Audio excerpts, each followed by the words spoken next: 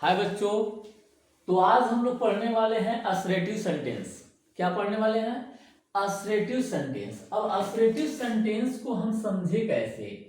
Assertive sentence को कैसे समझें कि ये हमें हमेशा के लिए समझ में आ जाए? तो इसके लिए बहुत सिंपल एक चीज याद रखना है, और वह चीज है आशा।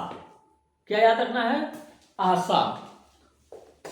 असरेटिव सेंटेंस आशा भरी सेंटेंस होता है। जैसे आप किसी से उम्मीद करते हैं, किसी प्रकार का उम्मीद करते हैं, या तो पूरा होता है यानी कि हाँ, और या तो पूरा नहीं होता है।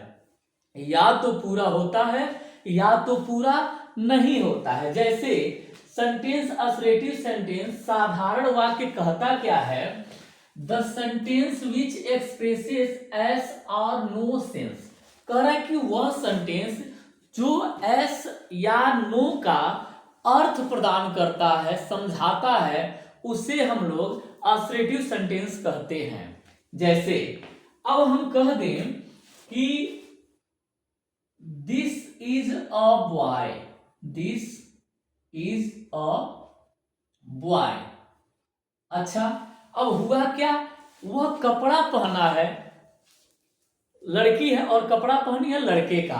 तो दूसरा कह रहा है, दूसरा क्या कह रहा है कि this is not a boy, this is not a boy. इसका मतलब वो क्या कह रहा है?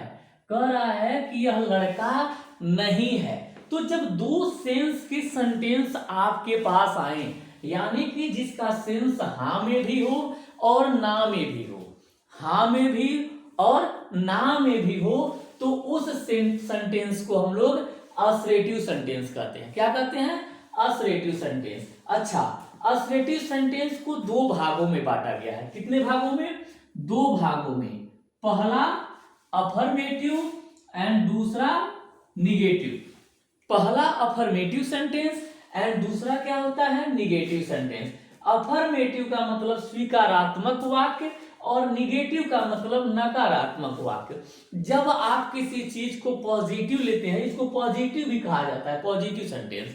जब किसी चीज को आप हाँ में लेते हैं तो वह होता है स्वीकारात्मक। जैसे मैं कहूं कि आप अच्छे हैं, आपने स्वीकार किया। मैं कहूं आप अच्छे नहीं हैं, यानी कि आप अच्छे हैं, मैंने स्वीकारा ही नहीं।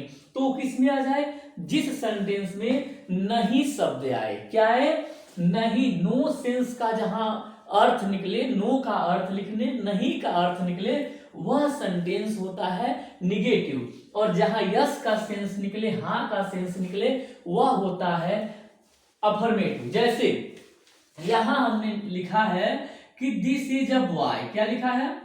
This is a boy. अब मैं आपको बता दूं, ठीक है? कोई कहे pluck the flower, pluck the flower, फूल तोड़ो। समझ में आ रहा है? अलग सेंटेंस है। अच्छा, मैं कहूं कि कम हियर, यहां आओ, यहां आओ। तो ऐसे सेंटेंस जो हां में अर्थ निकलते हैं, उससे हम क्या कहते हैं? अफर्मेटिव। अच्छा, this is not a boy, this is not a boy. अच्छा, इसका क्या होगा? Don't plug the flower, don't plug the flower. इसका क्या होगा? Don't come here, don't come here. अच्छा, आप सोचेंगे कि इसको डोंट कैसे हो, तो इसको डू नॉट लिख सकते हैं। क्या लिख सकते हैं? Do not. जिस सेंटेंस का शुरुआत, जिस वाक्य का शुरुआत क्रिया से, सीधे क्रिया से होती है, उसका निगेटिव सेंटेंस आप जब बनाएंगे तो क्या लिखेंगे? डू नॉट या डोंट लिखेंगे। उम्मीद करता हूं यह सेंटेंस आपको समझ में आया। असर्टिव सेंटेंस क्या होता है, अफर्मेटिव क्या होता है, नेगेटिव क्या होता है। ये मैं इसलिए बता रहा हूं कि आप जब सीक्वेंस से पढ़ेंगे तो इसके बाद वाला ये आप इसको मजाक में मत लीजिएगा। ये चीजें आप सीखिए, आपको अंग्रेजी ऐसे समझ में आएगी जैसे लगेगा कि कुछ है ही नहीं यार अंग्रेजी, मैं झूठी में इसको बहुत वो ले रहा था।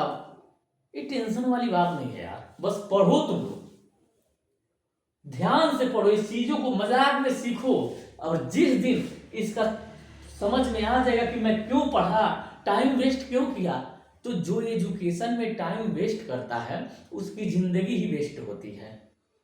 समझ में आ रहा है, क्योंकि ये अच्छा नहीं लगता है, एजुकेशन किसी को अच्छा नहीं लगता है। तो इसको उम्मीद करता हूं इसको आप लोग लिखोगे, पढ़ोगे और याद करोगे।